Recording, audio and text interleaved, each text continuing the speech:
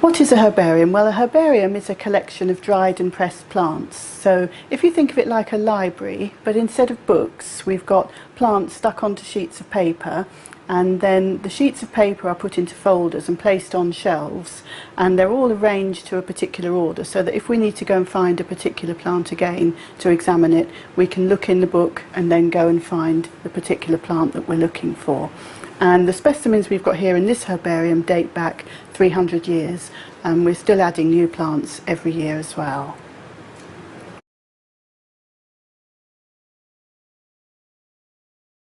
So what is a herbarium for? Well, one reason is to have an accurate picture of biodiversity, so that we've got records of plants which were growing in particular places at particular times. And here we've got a plant that most people would recognise. It's a daffodil, and the daffodil has a complicated scientific name which is written here on the label. It's also okay just to write the ordinary name, so we could have just written daffodil on here. And we've got the name of the herbarium where it's stored, so this is stored at Cambridge Herbarium, the name of the plant, as I said, and then where the plant was collected. So here we're told that it was on a roadside verge near Thorpeness in East Suffolk, and we've got a nice grid reference taken from the Ordnance Survey map, so we could go to more or less the exact spot. Although nowadays some people use their phones to make a more accurate recording of where the plants come from. Then we've got a date, so it's important to know that this plant was growing there on the 9th of March 1990. And so it would be possible to go back and see if the plant is still growing there. Then we've got a nice description of the plant, so that somebody coming along to look at this would be able to match up a plant that they'd grown or found to see if it was actually this plant. And then we've got the name of the collector, very important, and the collector's number.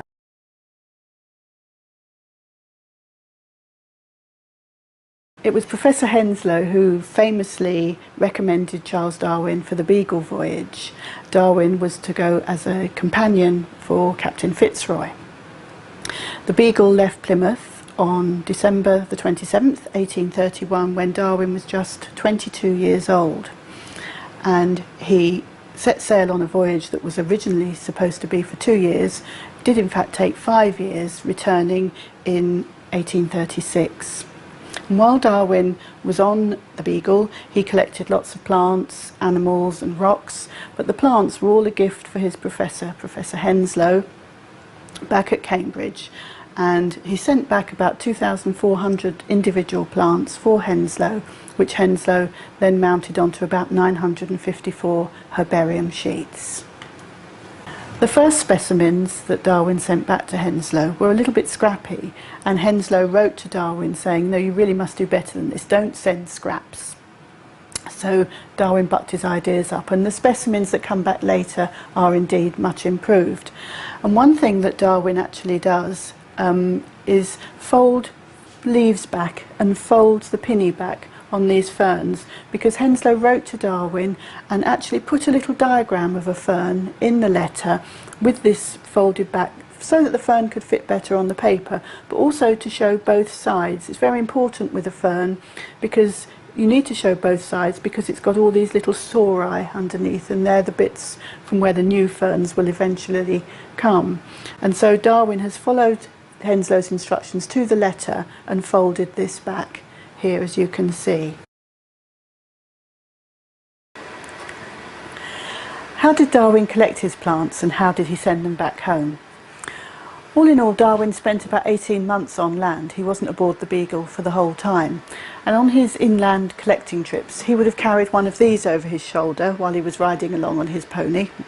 And it's called a vasculum, and it can be easily opened up and plants stored inside to protect them on the journey, to keep them in a fresh condition, ready to be pressed at the end of the day when Darwin returned to his overnight station.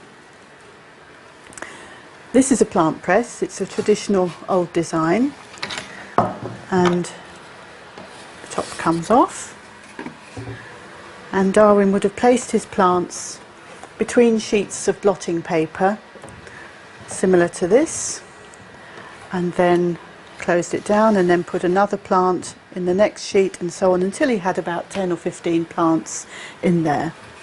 and then he would have put the lid on and tightened the strap really nice and tight, and that would have pressed out all the moisture and pressed the plant nice and flat, ready to be mounted when they arrived back in England. And Darwin sent about 9 or 10 shipments back to Henslow, all in chests similar to this, and the chests would have contained not just plants but animals, birds, rocks. So the chests had to be pretty robust, and you can see that this one is really robust. And all the specimens, including the plants, would have been placed in the chest and packed out with paper and with something called tow, which is a material usually made of plant fibres, and it's like a stuffing, and it would have made sure that all the specimens were nice and snug in the chests so that they could withstand long months at sea, because it could be many months before a ship was found coming back to England, and obviously the specimens needed to be kept in as good condition as possible.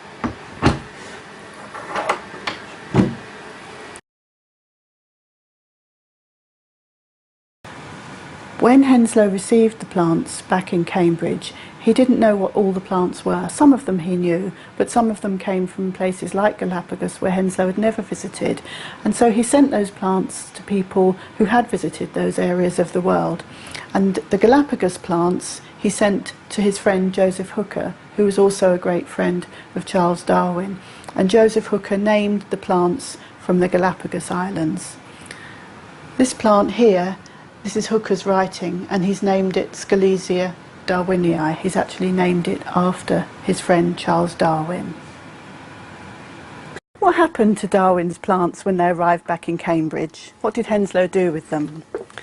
Well, he mounted them onto sheets of paper, onto herbarium sheets, and labelled them, and put them into folders, such as this, with the name of the plant, and then the folder would have been placed into a shelf according to the family in which the plant fell.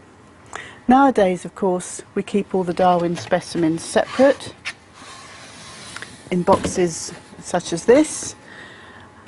We have about 954 Darwin sheets contained in 60 boxes, and the reason they're in boxes is to preserve them for the future, so that future generations can enjoy Darwin's plants.